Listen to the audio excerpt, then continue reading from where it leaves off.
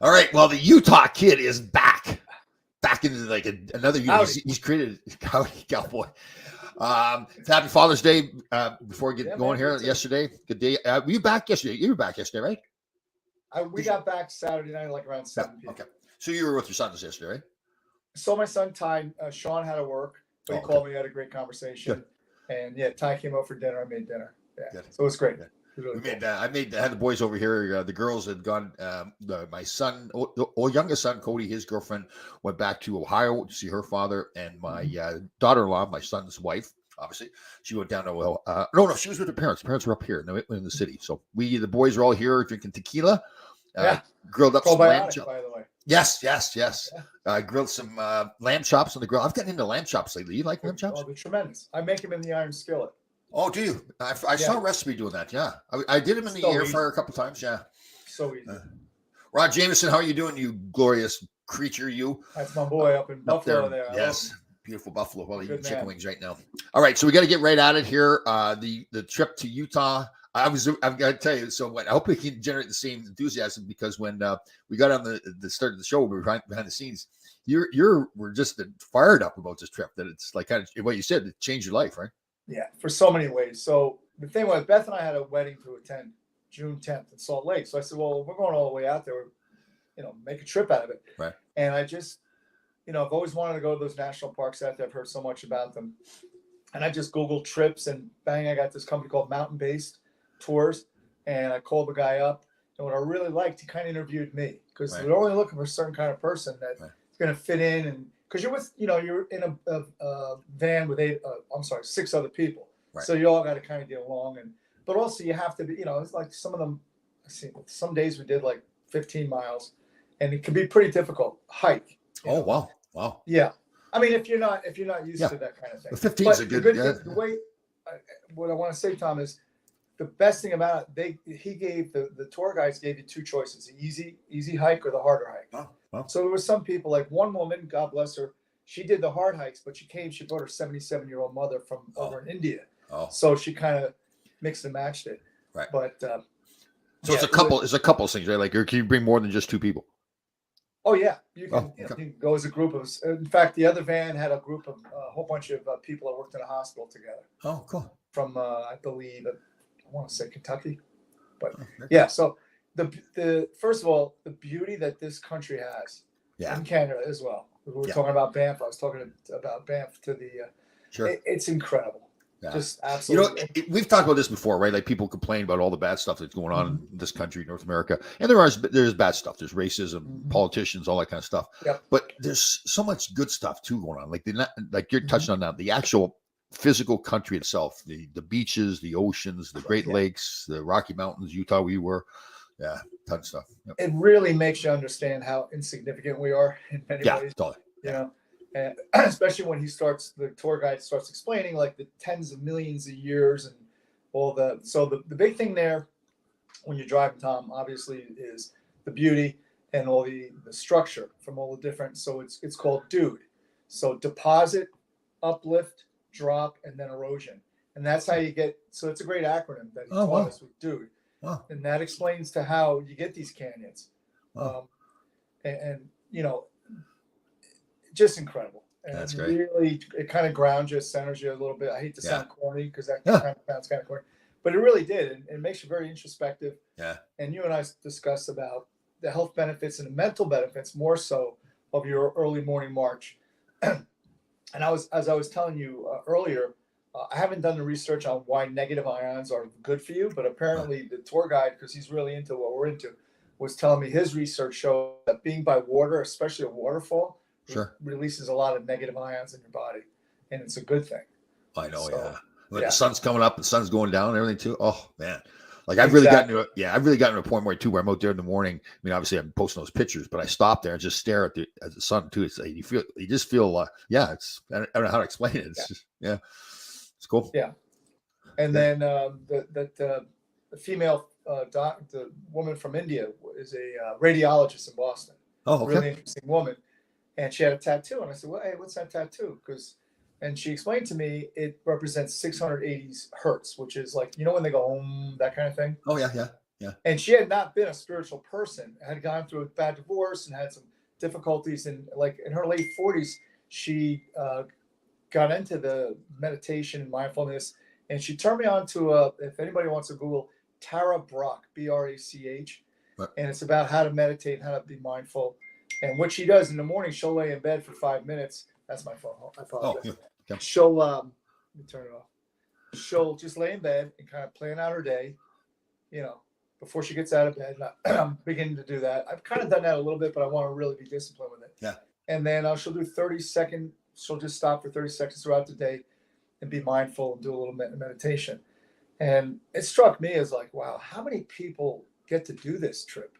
Yeah. Very few. Yeah. And how lucky am I? Yeah, like most people are wanting to go to a resort someplace, and get served Mai Tais cool. and all that. Yeah. That's cool, but that serves a different purpose, kind of thing. Yeah, totally. Yeah. Yeah. You get a chance to better yourself, right? Like, this is a great opportunity for you to better yourself. I like that.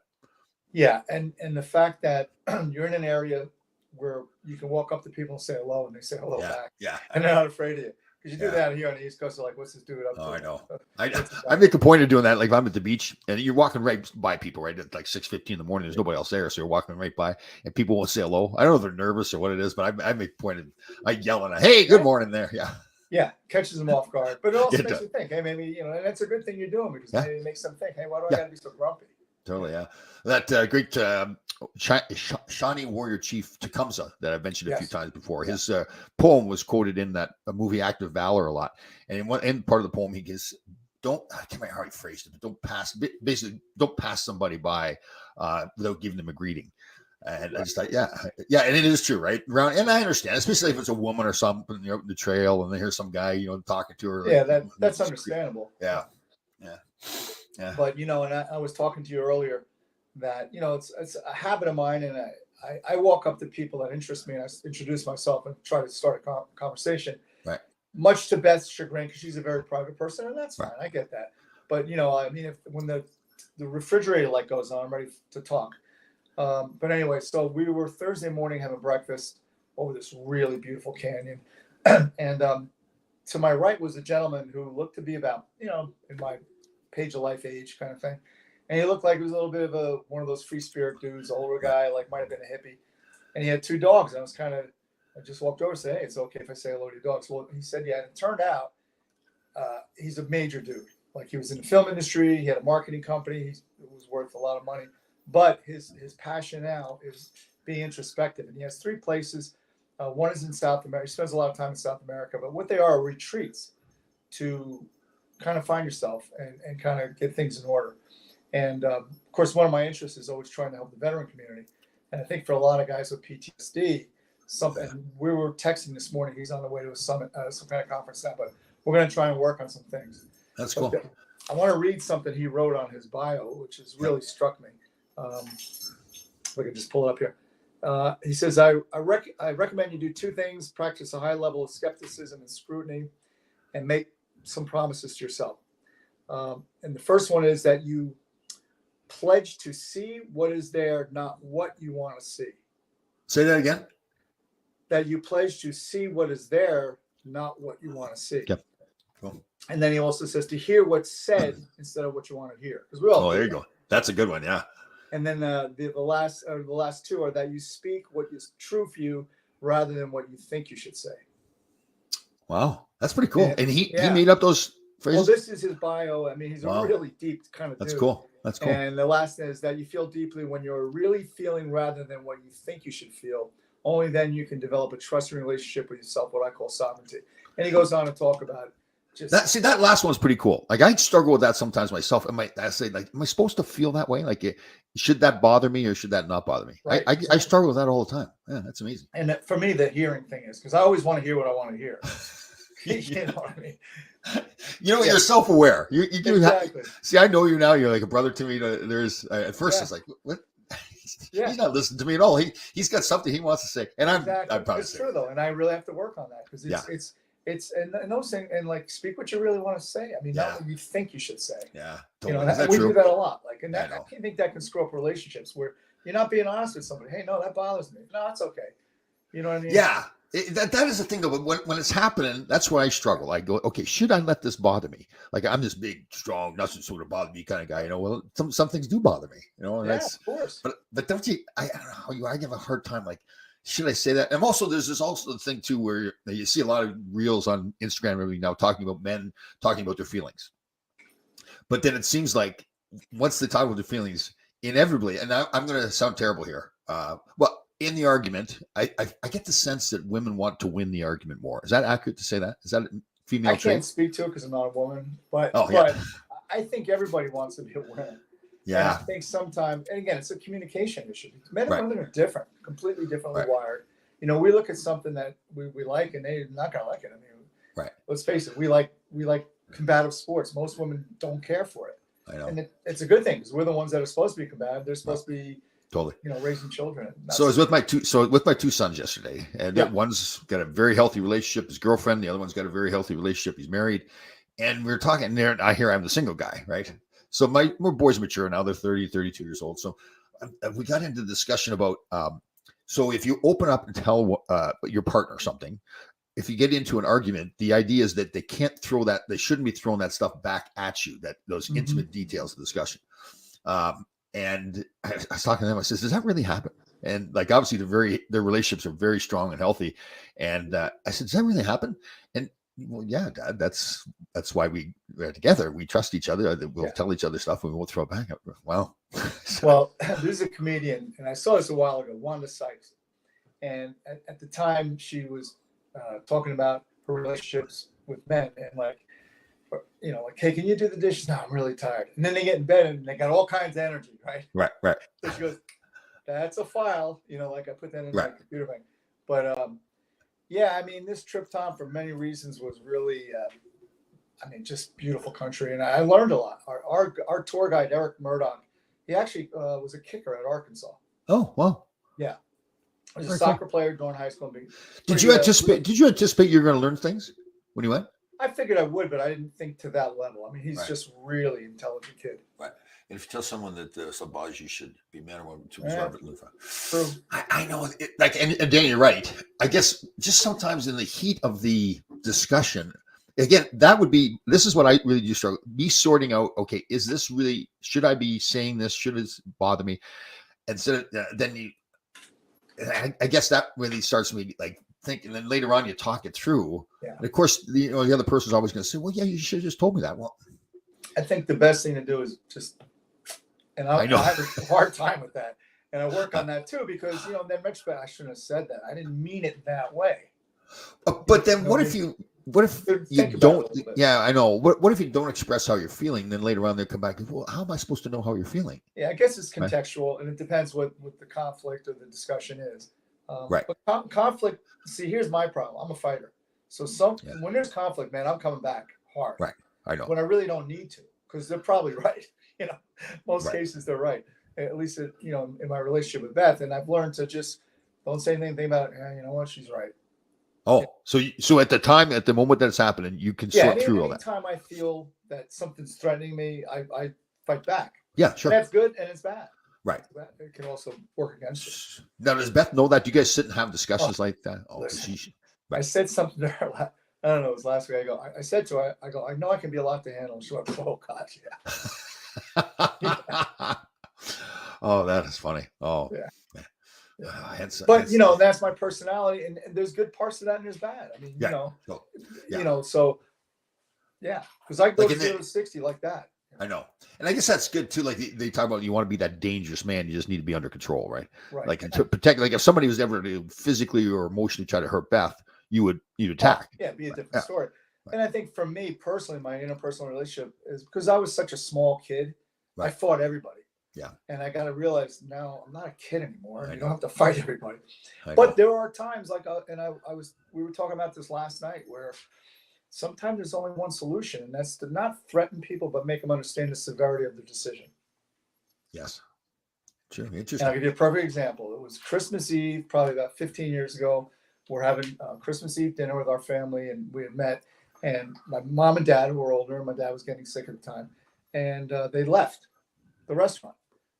clearly like 10 minutes before we did. So I gathered up, Sean and Ty were still like, 10, 12, whatever. Gather up the kids, we go outside. And by the way, it's like 18 degrees out. Right. My parents are still standing there shivering. I go, what are you still doing here? My dad says they can't find the keys. So I walked up to the kid. I go, you got 30 seconds to find those keys. You're going to be dead. and the girl I was with at the time said, why do you have to be like that? I got the keys, didn't it? I know. Isn't that true? Yeah. That's the thing. Like you'd like to think, okay, we'll go one step at a time here. Just be nice at first and then escalate it. But I'm the same thing. It's like the old ladder thing that was last summer. It's like, no, I'm going right to 100 miles an hour right now. That ladder's going down. Right. But again, you can't be that way with just because, whatever. There's got to be a reason for it. And it was two people, and one in his 80s and one in, staying there freezing. Come on, dude. Yeah. So, that's funny. Now, your parents have obviously seen that from you before, right? So there's no surprise now. Yeah. Listen, when I talk about I was small, Tom, kindergarten, my parents had to physically lift me up to put me on the freaking first step of the bus. And all my mother did all day, go, oh my God, I hope he's okay. I hope he's okay. She worried all day. She went to pick me up at the bus stop. I was beating the snot out of a third grader. Oh, is that right? I was feeding him, See, I was the other way around. I was a monster because I'm working on the farm all the time, throwing around bales of hay, so you get stronger. And then you come back to school or you go back to play hockey. And I just, just hammering the kids all over the place. And that's really how I got to be successful, because I would just always make teams because I was just bigger and stronger than everybody else. Yeah. I remember when is your birthday? April 15th. Yeah. So that falls in, the Malcolm Gladwell theory with the outliers. Yeah. What was that again? So if you look at a roster of any, because he did study NHL rosters, predominantly from January to say like April, May, because those kids are much physically bigger than the kids born in December, same birth year. Okay. So you're going to get more attention from the coaches. It's not on purpose. It's just human nature. You gravitate toward the bigger kids. Yeah, that's true. Yeah, we so last week, not this past weekend before, they had the Junior Rangers had their tryouts for the Pee Wee team to go to Quebec City. Yeah, it was a great tournament. Yeah, and it was amazing. Like those kids all the same age, and the size difference of some of those kids. There's some tiny guys, and then there's some big monsters out there. If you go on YouTube, Tom, they have a lot of like NHL, like Stamkos and those guys when they played in that tournament. It's fun to watch. Oh, okay. Yeah. Cool. Yeah, you sent me that video to that kid, the little spinner hammer move and everything. It was wow. That was pretty sick. I was never able to stick out like that. No. Oh God. All right. What's that? In Philly. We were at an exhibition game in Philly, and guys, it was back when Philly, Yeah, and Philly was Philly. Now I'm running in with Dale Purinton to put ice on his face because he just fought Fedoruk, who was actually his buddy. Yeah. So he stops, on his TV. He goes, another fight. I go, run over who? He goes, it's just Manny trying to stick handle. Who said that? That was Dale Purinton. Dale Purinton. I represented him for a short period of time. By the way, he's doing phenomenal. Is he good? Phenomenal. Really turned his life around. Good. Not that it was going in a bad direction, but he's really, again, centered himself. He's got a beautiful woman up in BC. He's up there, and he's doing really well. Oh, that's good. He's huge. He's about 300 pounds. He's like jacked. He's jacked muscle? Oh, God. He's a big man. Yeah, he was big to begin with, but. Yeah. He had a little bit of a loose screw there on the ice too, right? Didn't he try to gouge out Colton Orr's eye in Boston? Yeah, so we were at his exhibition game against the Islanders, and everybody knew Eric had concussion issues, and he posts up in front of Garth Snow, and Garth just cross checks him to the back of the head. Yeah. So the next shift, I see Dale, and it goes in the Islanders' end. It's in the left corner, and Dale doesn't even straight beeline, 100 miles an hour, right into Garth Snow, cross him right in the head. I think I saw a video of that. I think he got 10 games for that, but is that right? Again, duly noted. Yeah, that's the thing. I think guys were smart. We had who do we have on? It was Eddie Hospodar we had on the show doing our Full Change podcast. And I asked him, I said, some of the nutty stuff you did you calculate that? Did you do that on purpose to get the reputation? He started laughing. He said, oh, yeah. Because he's a great guy. But you see some of the stuff he did on the ice. He was, wow. Oh, and it was tough. And his brother was a priest, or still living. Yes, that's right. Yeah. Yep. Eddie Hospodar, like yin and yang. Yeah, funny guy. I remember he was in Philly at the time. I think I told the story too. And skating around warm-ups, and we were all pretty good buddies from playing together with the Rangers. So I'm shooting pucks at his feet. You try to skate along, and he's laughing. And he told me later on that he told me years later actually that Keenan saw us doing that, and he pulled Eddie out of the lineup for the game. He said, "You have your buddy Laidlaw out there." He said, "I'm not going to play you tonight." And I was going, "Good. I shoot pucks at you more often, for God's sake. I don't want to play against him." I could see Keenan. Yeah, right. Exactly. Yeah. Oh, he gave it to Him and Gresh were buddies too, and Ron Greshner. And Gresh went to hit him in the corner, and he cross-checked Ron right in the head. And then George McPhee came over and fought him. Who fought him? George McPhee. Oh, Georgia, yeah. Oh, that's right. And congratulations to George McPhee in Vegas. Yep. I'll tell you what, he's really proven himself to be one of the best GMs in the National Hockey League. Not just because what's happened in Vegas, but even in Washington. Yeah, Washington. He really put a lot of that team together. Our other ex-teammate, Brian McClellan, came in and fed it up. Well, he's laughing because he even put it on Lorne Milliken. Oh, yeah. Oh, that's right. Yeah. Nathan was playing for, who was Milliken? Chicago, I guess? Chicago, yeah. Yeah, Nathan was in the game. Oh, is that right? Yeah, it was an exhibition game. And Nathan told me, he goes, I've never seen it. It was awesome. Well, I guess they played the night before, a couple of days before, and they both agreed, listen, let's not put all the meatheads in the lineup. Well, Chicago went ahead and did it anyways. Nathan was in the lineup. Not that he's but he's a tough kid. Oh, but I could just see it happening too, because George is not a big guy at all, right? He's got a suit on. He's really skinny, really in great shape. And I could just see him coming up to all the Chicago coaches, and they're all thinking, "Oh." Bobby Hoffmeyer played with him in Jersey because I think George played a little bit in Jersey. Right? Yep. And he said you'd walk into a party and you'd be like, "That's the last guy that you think's going to be able to tap you." I can just see the Chicago coaches thinking, like, "Who the hell's this guy? Coming over to us?" And then all of a sudden, it gets pushing and shoving, and he just hammered him. So he played with McClellan and Bowling Green. Right. He won a Hobie Baker too, didn't George? Yeah. Baker. Yeah. So I played against him for 2 or 3 years, and George, he couldn't fight in college, right? So George is like, I'm thinking I'm the toughest guy on the planet, and George is always spearing me and stuff like that. And Coach said to me at one point, he says, that guy's supposed to be really tough. I thought he meant McClellan because McClellan was this huge guy. Yeah. I didn't think George could fight at all. It's just I was so small. And thank God he couldn't fight college because I would give it to him, and he speared me back. Came up for his first game in the NHL playing against the Islanders, squared off with Bobby Nystrom. Well, I jumped in because I thought he's going to get killed by Nystrom, right? And George is mad at me now. He says, "What? Don't you get in my way?" He's man. The guy's just saved your life, for God's sakes. They get out of the penalty box and they go at it again, and it was a heck of a fight. I think, okay, I'm going to stay with George. Who did Eddie Johnson just absolutely destroyed? You had to be at that game. Yeah, from Philly, I thought. Yeah, I think it was Frank Brave. Was it Frank Brave? It might have been Frank. Yeah, Brave. Eddie just destroyed him. Eddie was Eddie was tough too. Yeah, tough as nails, man. Yeah. I didn't know they were moving. I know they were sold.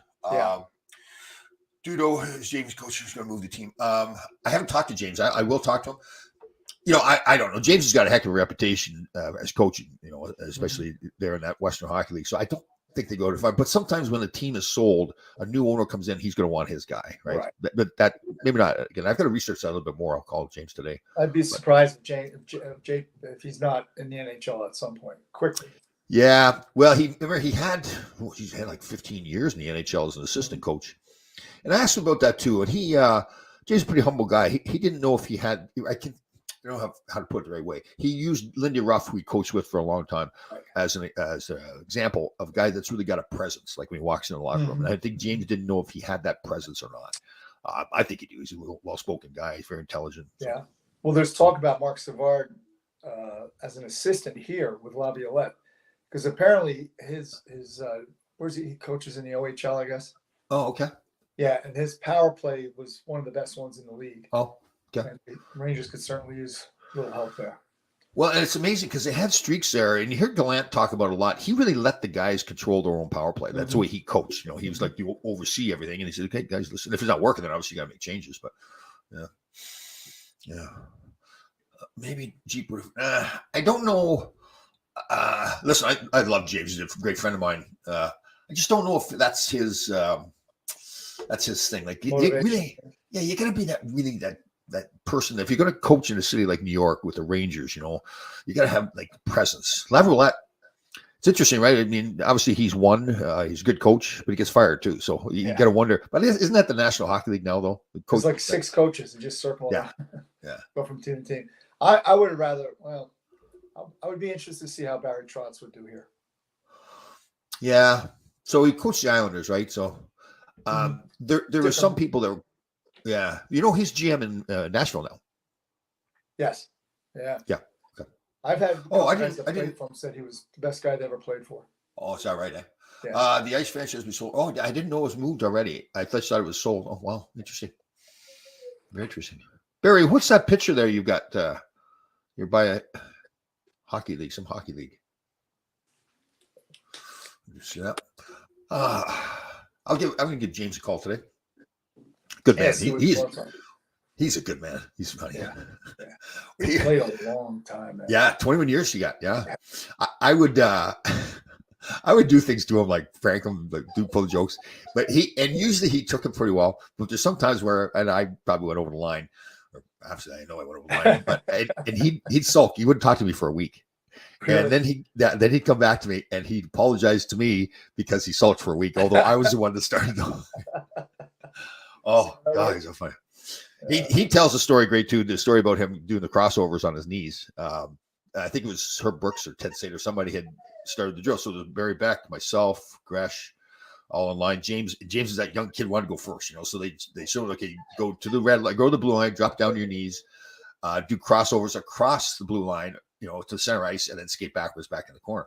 Well, obviously they skipped the part that you have to get back up off your knees. But James was trying to do crossovers. I'm thinking, how do you do crossovers on your knees? Oh, funny, man! It was hilarious. So and the three of us, in the corner, and James is great at telling the story. He looked over in the corner, and there's the three of us, Bubba and Gresh, and I just crying, laughing this way. Actually, we did a full change podcast with Barry Beck recently too, over in Hong Kong. Yeah, he's really doing much better. I'd seen him when he came to that golf tournament. He was very public about his issues with sleeping pills and all that, and really much sharper now and healthier. I think the addiction to the sleeping pills hurt his nervous system too. Yeah, good. Yeah, for sure. Yeah. Boxing. Let me see. Oh, okay. Barry Shelley. Let's see what Barry Shelley says. Up in Yukon this past week for a national junior tournament. Oh, okay. That's good. Very cool. Let me see here. Ira. We should be very proud of Ira. Ira's lost about 20 pounds. He's got off his blood pressure medication. Yeah. I'm starting to go from the page to get Larry Melnick to the alumni golf tour. Okay, so Larry Melnick is trying to come to the alumni golf tournament. He called Ray Bork up in Boston to go to their alumni golf tournament, and now he's been working, trying to work. Jackie DiPiazza, a wonderful young lady that puts our stuff together, and he's not getting the response he wants to get. So now he wants me to intervene. Yeah, we'll see. Yeah. What else is going on here, Danny? I feel you reach a point where you have nothing to lose by hiring a new coach. Who knows? Yeah, I think that's it, right? I mean, I don't know if it's more so now or if it was the same back when I played. It seems like sometimes the players just tune out the coach. He's not a bad coach; they just tune him out. So you've got no choice. You can't trade all the players. So there's the old story, like they know they're going to be. If the players have a long-term contract, they make a buku. They know I'm here. You're going to be gone before me. Yeah, that's true. It's even more so now, right? Because you get those long-term no-move deals, and the guy. Like I see the guys in the Rangers. I think they're a bunch of good guys too. I don't think they're they have some guys that would quit on a coach. I don't think that's the case with these guys. No, I don't think so. Yeah, I think their game just like I won't name players, and we all know who I'm probably going to be talking about. Their game is just not suited to playoff conditions when the rink shrinks. Yeah, I wonder if that's. But didn't Panarin, he's one guy that you put in that category, I guess. But didn't he do better in the playoffs in Chicago? I think he did. Didn't he? I can't really remember. I don't recall, but he did nothing now. Yeah, that's 2 playoffs in a row, right? And I like him as a player too. I like the energy he brings. The kicking. He comes, he works hard, but he has fun. Yeah, I'm sure he's good in the room to enter. And then Laffy, he didn't have 1.7 games. I know. I really still believe, and again, this is pure speculation. Yeah, that once they brought in the Tarasenko and Kane, those 3 guys, they get bumped down the lineup, and they're young kids. They haven't been through that before, too. Maybe didn't handle it well. Because to me, if you get bumped down the lineup, your approach should be to work harder so that you can say, screw you, coach. I'm going to show you that and that's probably what the coaches and everybody wanted them to do. They just didn't. It didn't seem like they did that. Well, let me ask you this, Tom. I want to question that. And here's my theory.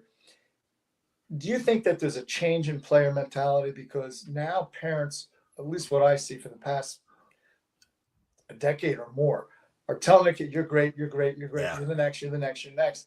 And then they're going to get a coach and say, you're not. No, I am. Right. They're always, Right. I think there's a lot of that going on. And I also think that a lot of parents have become snowplow parents too. They want to clean out the path for the child. They don't have to fight through anything because the parents clean it up. And that's the same thing. And again, pure speculation with that kid line. It just seemed like, okay, now it was made difficult for them and they didn't fight through it. And again, that's just looking at it from a distance. Whereas I'm sure everybody wanted them to say, Say it physically. Say it. Screw you. I'm going to show you guys, and I'm going to. Unfortunate for the Rangers, but my feeling is if they were to move him, he might be a little bit more successful with another team. Yeah. I'm sure that's. And if it continues like this, you get less and less back for him too, right? Because people are going to say, "Well, okay, he was a good player, but look at him recently." But yeah, he's also the kind of kid that you look and say, "Well, yeah," and maybe that ultimately has to happen. Maybe the Rangers have to suck it up and say, "Listen, this is just not going to work here. We need to move him." That's when I think it's up to management and coaching staff to find where put him in a position to be successful. Right.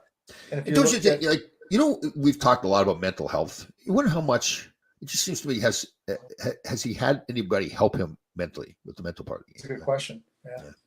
And now that the league here's another problem I think that I see now, because the league is so young now because there's so many teams, you just can't support it with personnel. So you have kids that are 18 starting on the blue line. I mean, I know. There's only one guy I remember that did well with that, and that was Bob. Yeah. But my point is, so that if you have a room and you got 23 guys in there, and 15 of them are like 21. Yeah. Who's really going to be a leader at that level? Totally. They just don't have the experience. Yeah. And that's a lot on and off the ice. Yeah. And today's player, and it's not their fault. They got some guys that are making $10, $12 million a year. Other guys, the young kids coming in are making $700,000 or $800,000. Now, still, that's a lot of money, that $800,000. But the lifestyle, and again, he seems like a fantastic person. But Henrik Lundqvist lives a different life than some, Brian Lindgren. Exactly. Yeah. 100%. Yeah, and again, it's just the thing for us that was great is we were making all around the same money, so we were all hung together all the time. That's what I mean. And even I gave Donald Fear, the head of the Player Association, he was on this thing, and when he ran the Baseball Player Association, each player had his own room. That was part of the collective bargaining agreement. Mm-hmm. So he was trying to push that through for hockey players, and he just couldn't figure it out. Where I said to him, "You're going to change the culture of the game." Yeah. Part of the great things about traveling on the road is having that roommate. Yeah. And he just couldn't understand it. He came from a whole different environment. He was a great guy, very intelligent man. And everything. It wasn't like he was trying to do something wrong. I was trying to explain to him that's well, baseball's a little different too because you're in the same town for 3 or 4 nights. Yeah, so maybe that's why. He was even doing things where 2 teams in the playoffs. Obviously, they're in the same city. He wanted to have meetings, the 2 teams together. Talk. Yeah. You don't. You're in the middle of the playoffs and try to kill each other. Exactly. And again, it's one of those things he just didn't get. The baseball mentality was just totally different. So, good guy though. Yeah, a lot of good things.